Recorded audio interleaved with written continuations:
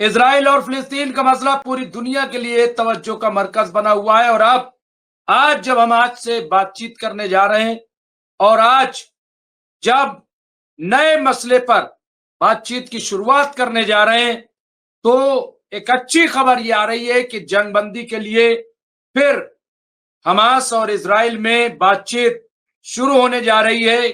कायरा में हमास के लोग पहुंच गए और हमारे साथ खास मेहमान जुड़ गए हैं, फदील अहमद साहब, जो कि सीनियर पॉलिटिकल एनालिस्ट हैं, नेशनल और इंटरनेशनल जो पॉलिटिकल सूरत हाल है इस पर बड़ी अच्छी नज़र रखते हैं और ख़ास तौर से ये जो मिडिल ईस्ट का पूरा मामला है इस पर भी फदील अहमद साहब की बड़ी अच्छी नज़र और बड़ा अच्छा तज्जिया वो अपने तौर पे करते हैं। देखिए मुमताज भाई, हम लोग पिछले 22 महीने से इस पर बात कर रहे हैं, बल्कि और ज्यादा ही हो गया। पूरी जितने भी डिबेट्स में और जितने भी कमेंट्स आते थे और पूरी जितने भी लोग देखने वाले थे, सभी लोग एक आवाज उठाते थे कि अरब क्यों ऐसा कर रहा है, अरब खामोश क्यों है, ये अरब मदद क्यों नहीं कर रहा। आज तो दुनिया की नजर से पर्दा हट गया। इटली ने एक जहाज पकड़ लिया और वो सऊदी अरेबिया उसको हथियार सप्लाई कर रहा था इजराइल। आज जा करके पूरी दुनिया के अमन पसंद, हम बार बार मुसलमान कभी नहीं कहते हैं, अमन पसंद लोगों ने इजराइल के साथ नहीं दे के फिलिस्तीन का साथ दे रहे।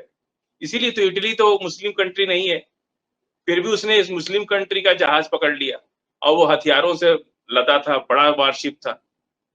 ये आज पूरी दुनिया के लिए एक जो बातें हम लोग कभी सोचते थे कि कुछ तो इस्लाम का इनके अंदर जज्बा होगा, कुछ तो मस्जिद अक्सा से हमदर्दी होगी, कुछ तो अल्लाह की बात मानते होंगे, कुछ तो कुरान को समझते होंगे।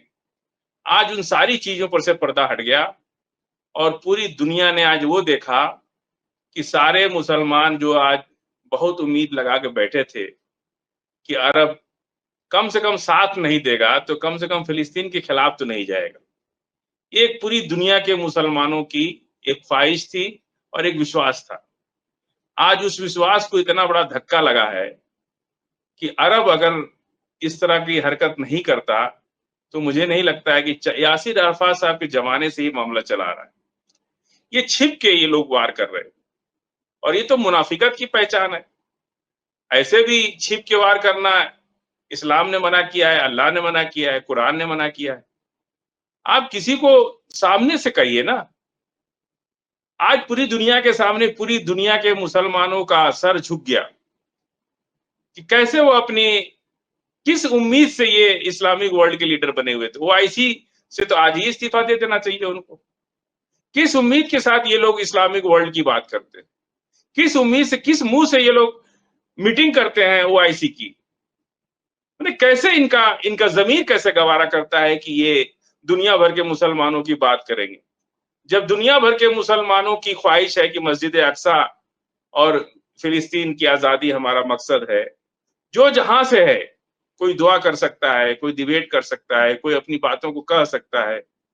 लेकिन आज मैं भी कभी कभी मैं सोचता था कि सऊदी अरेबिया जरूर मदद करता होगा अंदर से सही, लेकिन आज जो ये खबर मिली ना, पूरी दुनिया के मुसलमानों का अंदर से, मुझे तो नहीं लगता है कि शायद बहुत से लोगों को आज नींद भी नहीं आएगी, इतनी बुरी खबर ये सुनने को मिली है। एक तरफ जहां ईरान दुनिया के मुसलमानों का सर फक्र से ऊंचा कर दिया, वहीं अरब जो कहता है कि हमको मुस्लिम उम्मा का लीडर है वो बनाना तो छोड़ दीजिए, अभी तो वो है लीडर। टर्की कहता है कि मुस्लिम उम्मा का हम खलीफा बना दिया, आवाम ने घोषित कर दिया। पूरी दुनिया के मुसलमानों ने कहना शुरू कर दिया कि तैयब एर्दोगान साहब तो खलीफा है हमारे, आज के नई 2025 के खलीफा है। आज क्या हालत है? कल मेजर जनरल साहब कह रहे थे कि स्टेट ऑफ क्या वो मेडिटेरियन सी को लॉक कर देगा।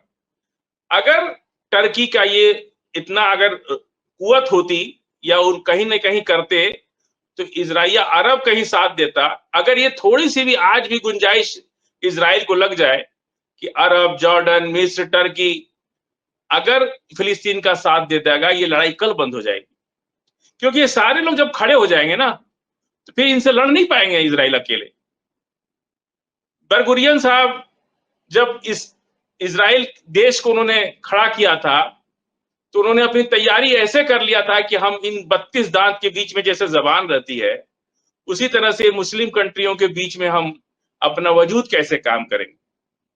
وہ ایک الگ خواہش تھی. لیکن جب نیتنیاہو کے ٹائم سے جو لڑائی نیتنیاہو کو لڑنے کی ضرورت تھی، نیتنیاہو کو پتا تھا کہ اس کے اپنے لوگ تو مردہ ہیں، اس کے خلاف ہیں، سب سونے کے جہاز میں گھوم رہے، وہ کیا ہم سے لڑیں گے؟ سونے کے باتھ روم میں جا رہے، سونا کے بستر پر سو رہے، سونے کے تھالی میں کھا رہے، وہ کیا ان سے لڑیں گے؟ اور ان کو پتا ہے کہ وہ نہیں لڑیں گے. اس لیے مظلوم فلسطینیوں کی آج جو 60,000 فلسطینی مارے گئے اب تک، اگر یہ عرب اتنی غداری نہیں کرتا، میں تو تھوڑا ہارڈ ورڈ بول رہا ہوں، کہ اس طرح کی حرکت اگر نہیں کرتا تو یہ 60,000 لوگوں کو بچایا جا سکتا تھا. جو بھوک سے مر گئے، جو دوا بنا مر گئے، اور جو ابھی بھی مرنے کی استھتی میں ہیں، ان سب کی گناہ کا ذمہ دار عرب. آج یہ معلوم ہو گیا سب. پوری دنیا آج یہ تھوک رہی ہے ہم لوگوں پر، مسلم امہ پہ تھوک رہی ہے کہ کیا ہے تمہاری حیثیت اسلامک. اگر یہ کام جارڈن کرتا، یو اے ای کرتا، دوسرا کوئی کنٹری کرتا، مصر کرتا، ایجپٹ کرتا، تو شاید ایک بار برداشت کرنے کے لائق تھی.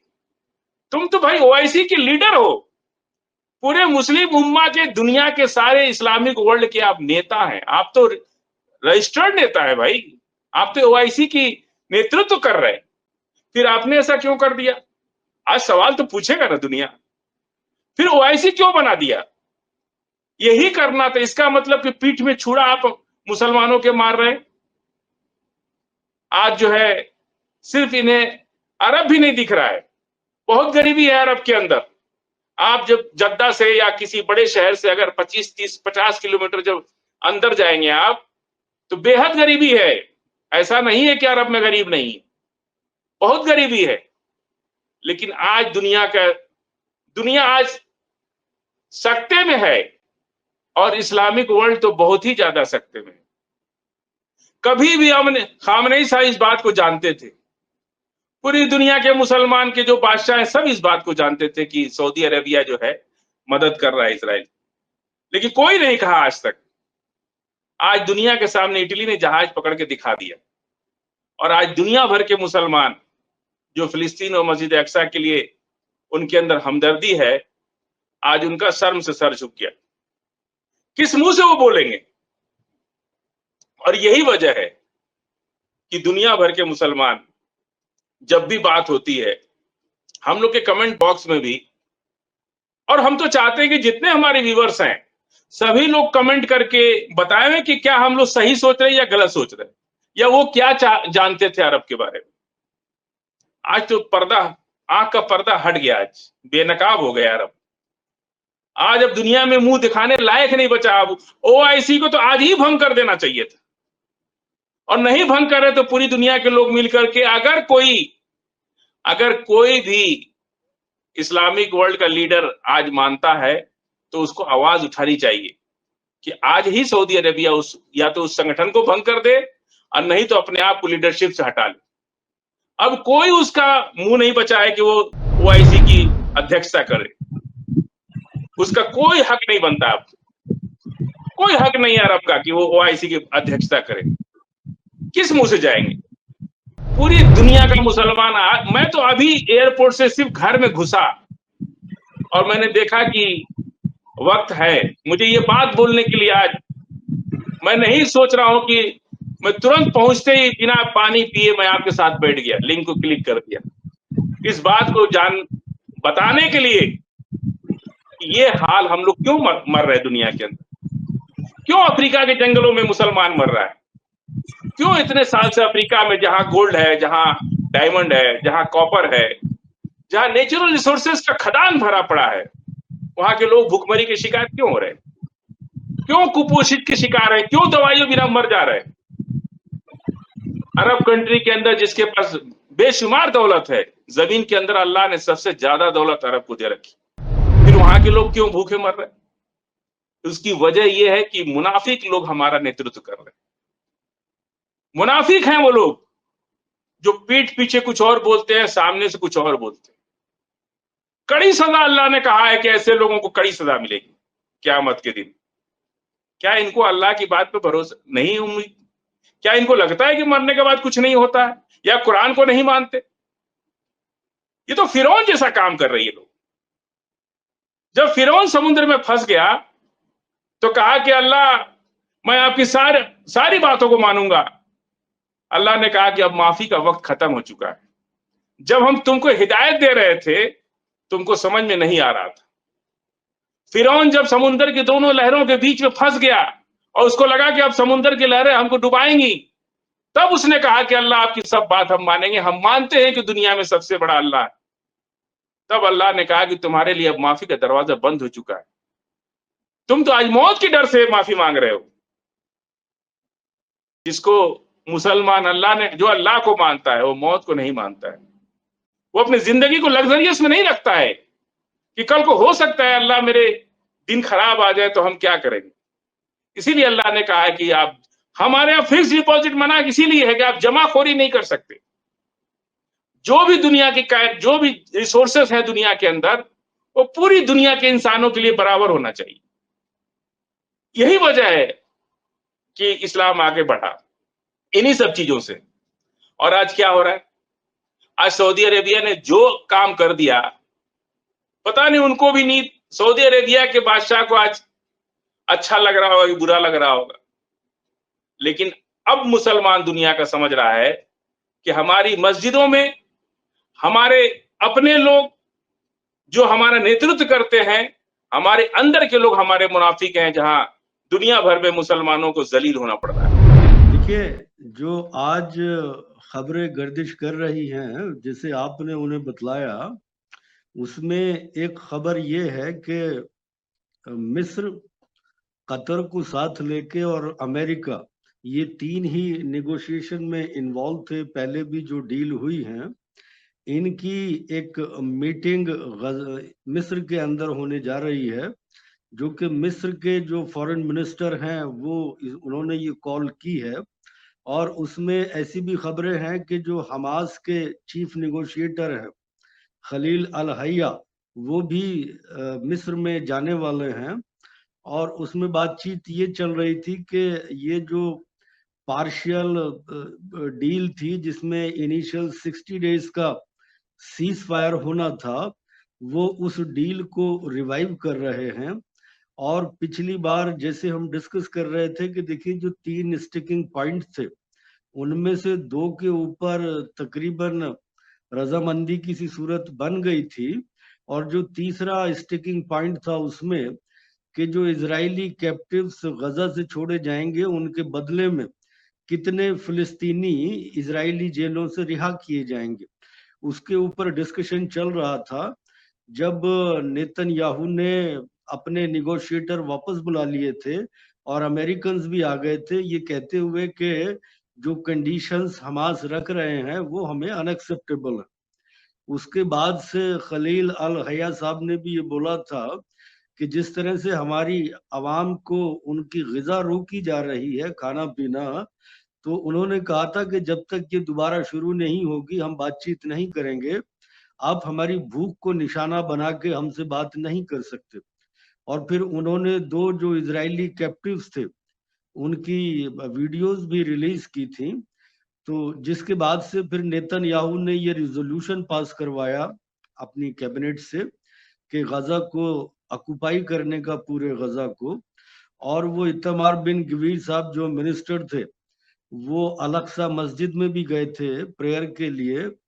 تو اگر آپ دیکھیں تو یہ ساری چیزیں ایک طرح سے نیگوشیشنز کے جو جیسے ہم نے بیچ میں بھی ڈسکس کیا تھا کہ اپنے دشمن پہ ایک سائیکولوجیکل برتری حاصل کرنے کے لیے یا اپنی عوام کو یا ٹارگٹ آڈینس کو یہ میسج دینے کے لیے کہ ہماری پوزیشن ہمارے دشمن سے زیادہ مضبوط ہے.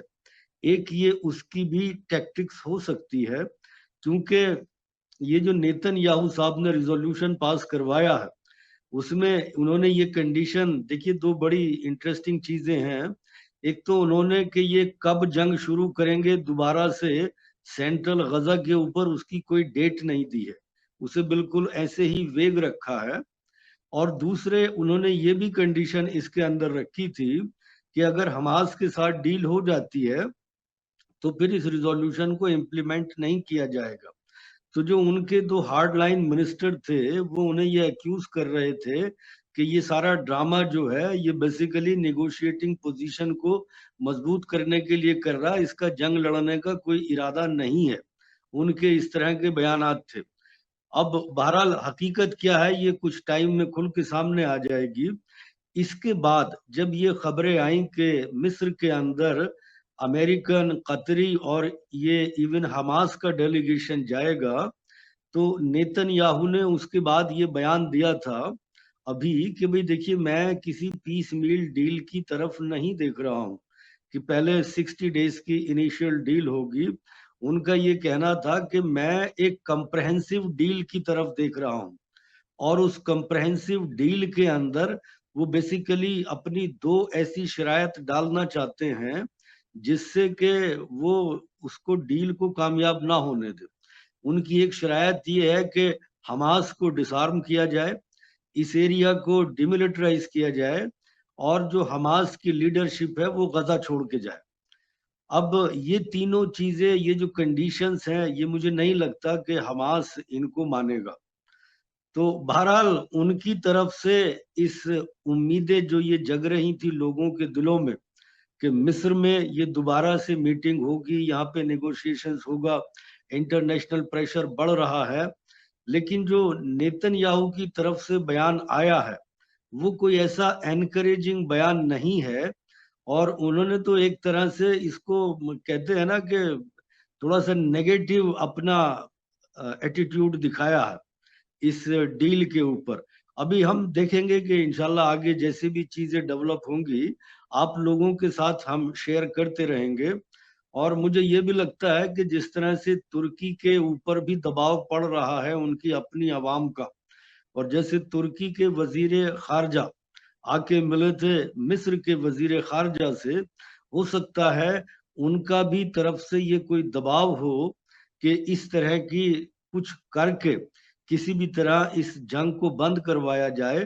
ورنہ مصر کے اندر بھی وہاں تو اتنی اجازت نہیں ہے جنتا کو کہ وہ سڑکوں پہ آ کے پروٹیسٹ کرے، لیکن ترکی کے اندر کیونکہ ایک ڈیموکریسی ہے، وہاں عوام کو یہ اجازت ہے، تو یہ بہت ممکن ہے کہ وہاں کی عوام کا پریشر وہاں کی سرکار کے اوپر ہے، تو شاید انہوں نے ایسے کوئی قدم اٹھائے ہوں کہ یہ سچویشن آگے سیز فائر کی طرف بڑھے. تو لیکن ابھی سچویشن بڑی انسرٹین ہے. بہت بار لوگوں کی امیدیں جگی تھی کہ شاید اب سیز فائر ہو جائے گا، لیکن عین موقع پہ کچھ نہ کچھ ایسا ہو جاتا تھا اور جس کی وجہ سے وہ سیز فائر ڈیل پھر لٹک جاتی تھی.